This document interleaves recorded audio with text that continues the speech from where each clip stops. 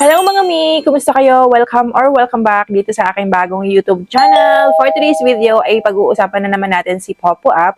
And ang topic lang po natin ngayon kung bakit maraming mga interesado pa rin maging agent dito sa loob ng application. Ano-ano nga ba yung mga ginagawa ng agent dito sa app? At ano yung mga possible na benefits po kapag agent ka dito sa loob ng application? Kaya naman kung ikaw ay curious ka kung paano maging agent, at kung gusto mo magkaroon ng sarili mong team, panoorin mo ang video na ito hanggang dulo. Dahil meron akong i-share sa inyo na pwede pong makatulong sa agent journey nyo dito sa loob ng app. Pero syempre, bago tayo mag-start, make sure muna na nakasubscribe kayo at nakahit all the bell button ka para ma-notify ka every time po na may bago akong video na i-upload.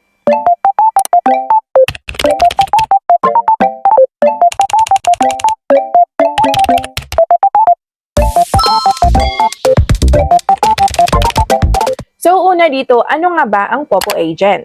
Ang Popo Agent ay isang tao po na tumutulong sa pag-manage at pag-support sa mga host na kabilang nga po sa kanilang team. Bilang isang agent nga po ay malaki po yung responsibilidad nyo sa pag-guide dito sa inyong mga host, pagtulong sa kanila para mas maintindihan nila ang platform, at syempre pag-monitor sa kanilang progress. Pag agent kayo dito mga mema ko, hindi lang po ito tungkol sa pag-recruit.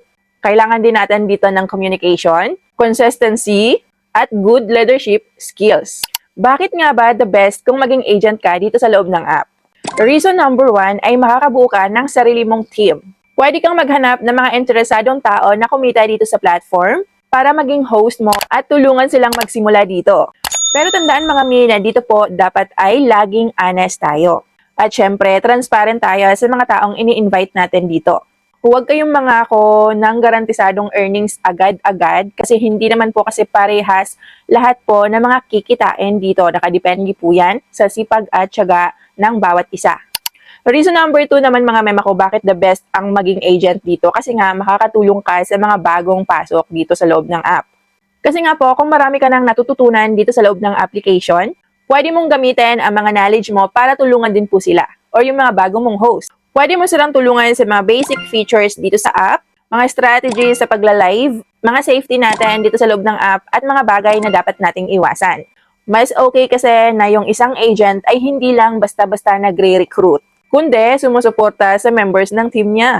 Reason number 3 dito mga mema ko, may opportunity para sa performance-based rewards. Depende nga po sa current Popo Agent program at rules, maaari din ikaw magkakaroon ng mga incentives, commissions na nakabase sa performance ng team. Reason number 4 mga mema ko, masya-sharpen po kasi yung leadership skills mo kapag agent ka dito sa app.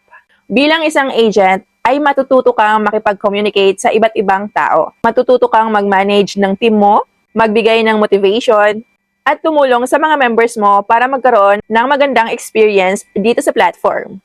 Kung mahilig kang makipag-usap at mag-lead sa grupo, pwedeng maging magandang opportunity sa'yo ang pagiging agent dito sa loob ng app. Reason number 5 mga mi, may opportunity na mag-grow ang team mo. Habang lumalaki ang team mo at nagiging active ang mga members mo, maaari ring magkaroon ng opportunities na nakadepende sa applicable agent program. Ang pinaka-importanting bagay ay quality over quantity. Mas magandang magkaroon ng active at supported na team kaysa maraming members naman pero walang proper guidance.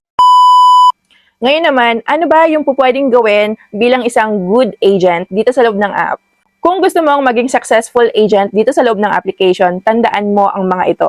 Una, magbigay ng tamang information. Hindi ka pwedeng magsinungaling sa mga host mo, sabihin mong kumikita ka kahit hindi ka pa kumita. Dapat yung ipapakita mong proof of earnings mo or proof of withdrawal mo ay dapat nanggaling po talaga sa iyo. Hindi mo ninakaw sa ibang tao. Mas maganda kasi na meron ka talagang proof of withdrawal or earnings mo na galing mismo sa iyo. Next dito ay maging available ka sa mga questions po ng team mo.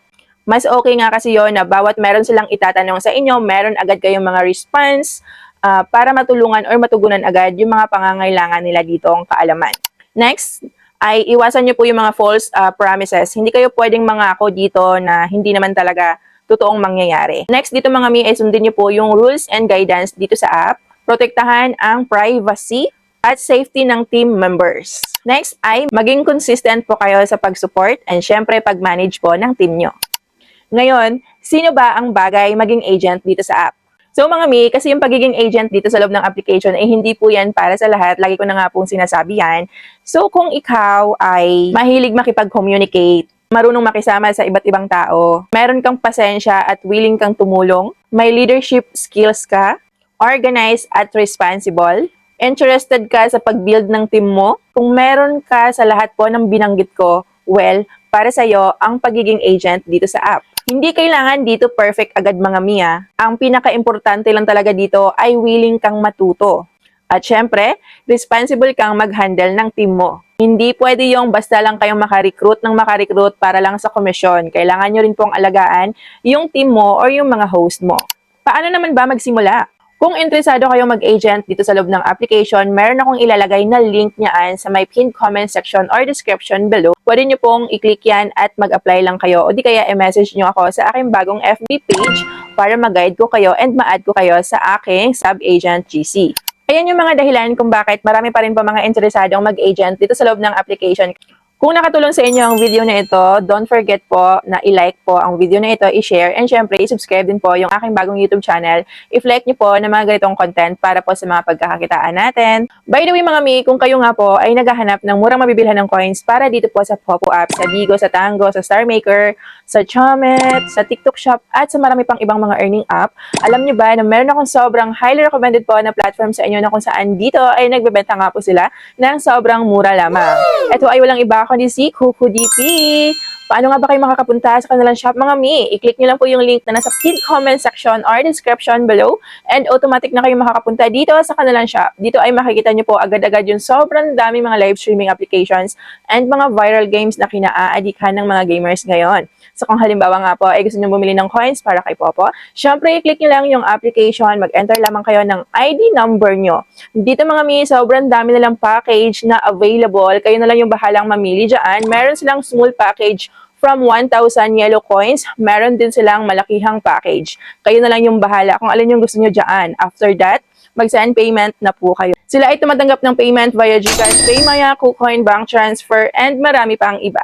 Maliban dyan, kami din po ay namimigay ng mga coins every week para po doon sa lagi nabili ng coins gamit po yung aking mga link na nasa pinned comment section or description below. Siyempre, make sure lamang na nakafollow kayo sa aking bagong FB page dahil dito ako nagpo-post ng mga mechanics namin regarding po sa mga pag-giveaway namin. So, yan lang muna for today's video. Again, sa mga gustong maging agent dito sa app, sa gustong mag-join sa agency ko, or sa mga wala pa nitong application, available po yan lahat sa my pinned comment section or description below. Check nyo na lang po, nandyan na lahat. Okay? So, thank you for watching. See you on my next one. Bye!